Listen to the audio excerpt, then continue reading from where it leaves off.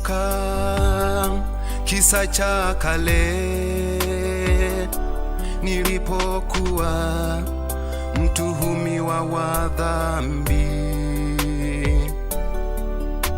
gerezani nikisubilia hukumu, moyoni nikiwa na hofu tele. Ninakumbuka kisa cha kale nilipokuwa mtuhumiwa wa dhambi gerezani nikisubilia hukumu, moyoni nikiwa na hofu tele. Nikaguswa na mtu nisiyemjua, nikamtazama nikiwa sina tumaini. Akasema, mwanangu usife moyo, mimi ni Yesu, nitakufa badala yako. Nikaguswa na mtu nisiyemjua, nikamtazama nikiwa sina tumaini.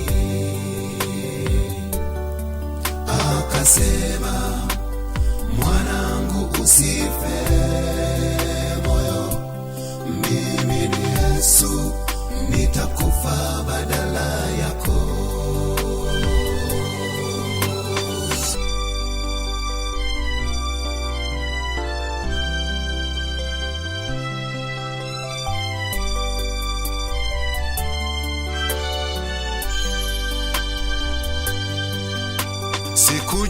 Sikujua hatima yangu,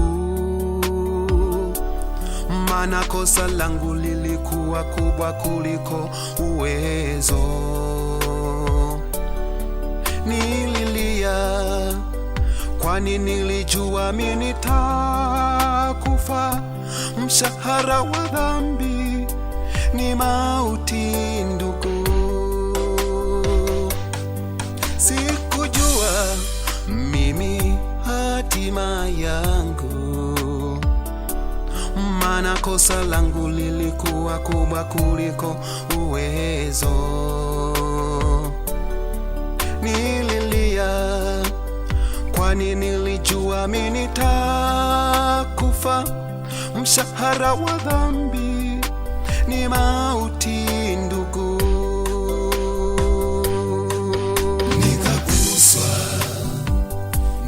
Nisiyemjua, nikamtazama nikiwa sina tumaini.